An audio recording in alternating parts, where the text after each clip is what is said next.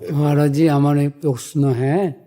हम बहुत बाल्यकाल से वृंदावन में भजन कर रहे हैं, तो अभी हम मेरा 19 उम्र में मैं वृंदावन में आई। अभी मेरा जब 19 उम्र था तब वृंदावन में आई। अभी मेरा 55 हो गया, किंतु मेरा तबीयत बहुत अच्छा था। किंतु अभी 20 दिन हो गए, एक बुखार आया था, बुखार से शरीर दर्द कर रहा है। अभी मेरा शुगर पकड़ लिया, तो इसका क्या कोई अपराध हुआ मेरे से? नहीं, मेरे कोई नहीं, इस पे ये चिंता नहीं करनी महाराज जी। इस पे कोई चिंता है नहीं। ये प्रारब्ध का संयोग होता है, प्रारब्ध का संयोग। तो उसका प्रारब्ध का संयोग बन गया, अब उसमें आपको बिल्कुल चिंतित नहीं होना। नहीं, तो बहुत शुगर बढ़ गया ना अभी। मरना ही तो है। हाँ, मरना तो है, बस फिर अब चिंता क्या करनी? सेवा तो नहीं कर सकेगा। शिव जी का तो दर्शन नहीं कर सकता, शिव जी का सेवा नहीं कर सकता है। हम वो मंदिर में पुजारी है। ऐसे ऐसे हो गए ना। अब इससे इसके आगे और कुछ नहीं। देखो, बहुत समय व्यतीत हो जाने पर भी यदि सत्संग ठीक नहीं मिलता है और हम सत्संग से शरणागति के भाव को नहीं समझ पाते हैं, तो हम निराश हो जाते हैं। निराश कि अब हमारे शरीर से श्री जी की सेवा नहीं बनेगी, अब फिर हमारा कल्याण कैसे होगा? ये सब बाहरी क्रियाओं को तब तक करते रहना है जब तक दम है, नहीं तो कल्याण ऐसे होता है। इससे कल्याण होता है। हमारी बात समझ लेना। समुझ जे आए शरण ते डरत ना काल डर। अब काल का भी डर नहीं। शुगर क्या? शुगर शरीर में है, आप में नहीं। शरीर क्षीण होगा, शरीर मरेगा, आप तो ठाकुर जी के पास जाएंगे, ठाकुर जी के शरणागत। देखो, हम एक आपको उदाहरण बताते हैं। अभी एक लेबर ले आओ आप, और शाम तक उससे कोई काम ना करवाओ, बोलो आपको 500 रुपया देना पड़ेगा कि नहीं देना पड़ेगा? देना पड़ेगा ना। ऐसे हमको बुला लाए बचपन से, बाबा जी बना दिए। अब अगर हमसे भजन नहीं हो रहा है, साधन नहीं हो रहा है, तो भगवान की प्राप्ति होगी कि नहीं होगी? ये बात समझो, कानूनी होगी। क्योंकि हम तो आपके यहाँ जैसे चाहो तैसे रखते। हमारे लेबर कहे, आप कहो कि काम नहीं हुआ इसलिए पैसे नहीं मिलेंगे, तो आपको कानूनी देना पड़ेगा। क्यों बुलाया? अब आप काम नहीं करवाए, ये आपकी बात है, तो रुपए आपको देने पड़ेंगे ना। ऐसे भगवत प्राप्ति हमको होगी, हमको चिंता लेकर ली। बचपन से भगवान में लगे हो, अब अगर मान लो अवस्था आ रही है, भजन नहीं बनता है, सेवा नहीं बनती है, तो भी भगवान मिलेंगे। भगवान हमें अपनेपन से मिलते हैं। हम भगवान के हैं, वो अंदर की बात जानते। क्रियाओं से भगवान नहीं मिलते। क्रियाएं तो इसलिए करनी है कि अगर हम ये क्रिया नहीं करेंगे तो गलत क्रिया होने लगेगी।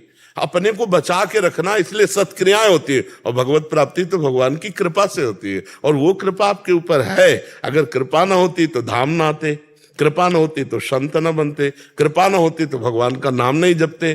तो अब आप अपने जीवन के लिए तो निष्फिक्र हो जाओ। अगर हमारी बात पे विश्वास है, आप भगवान के शरणागत हो, और इस बात की वकालत की गारंटी हम लेते हैं।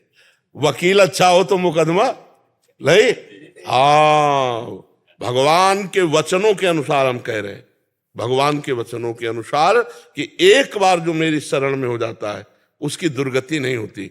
अपिचेत दुराचारो भजते माम अनन्य भाग साधुरेव समंत। फिर आप तो साधु हैं, वो कह रहे दुराचारी हो तो कह रहे क्षिप्रम भवति धर्मात्मा। अरे ऐसे करुणा निधान भगवान, और आप बचपन से उनकी शरण में और वृंदावन वास कर रहे हो। वृंदावन ही प्रभाव सुनो, अपनो ही गुण देत, जैसे बालक मलिन को मात गोद भर लेत। अब भी भगवत प्राप्ति की चिंता थोड़ी नहीं। आप धामवासी हैं, आप प्रभु की शरण में हैं, आप प्रभु के नाम जापक हैं, प्रभु के हैं। आपको प्रभु नहीं मिलेंगे तो हम तो फिर समझ लो लाखों को विश्वास दिलाते हैं कि तुम्हें भगवत प्राप्ति हो जाएगी, फिर तो सब झूठे हो जाए। नहीं, बिल्कुल हम कह रहे हैं, मुकदमा अगर कमजोर हो और वकील बढ़िया हो तो जीत जाएंगे आप। हाँ, तो हम वकालत के लिए तैयार है, आप चिंता मत कर। ठाकुर जी की शरण में हो, ठाकुर जी नहीं मिलेंगे। अब आपका, और ये तो शरीर देखो, और बात समझो कि वैसे तो सबको प्राय परेशानियां रहती हैं, पर संतों को ज्यादा होती है। क्यों? क्योंकि वो अनंत जन्मों का रजिस्टर अब इस जन्म में फटेगा। अब भगवान की जब प्राप्ति होगी तो अनंत जन्मों का है, तो जहां 1 किलो है वहां 1 ग्राम भले मिले, लेकिन वो भगवान भुगता के और निपटा देते हैं। इसको मरना है, ये मरेगा। हमको श्री जी के पास जाना है, वो श्री जी के पास हम आए, हम अपनी श्री जी के पास है, जाना नहीं है तो इसलिए हम आनंदित रहते हैं। तो आप आनंदित रहो, आप भगवत स्वरूप हो, आप चिंता मत करो, जो बन जाए ठाकुर सेवा करो, ने पैर फैला के उनके भरोसे पड़े रहो।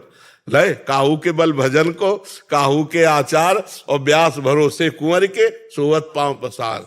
तुम्हारी गरज हो तो हमें अपने पास बुला लेना, नहीं फिर जन्म लेंगे, फिर हरि बोलेंगे, फिर राधा बोलेंगे, है ना।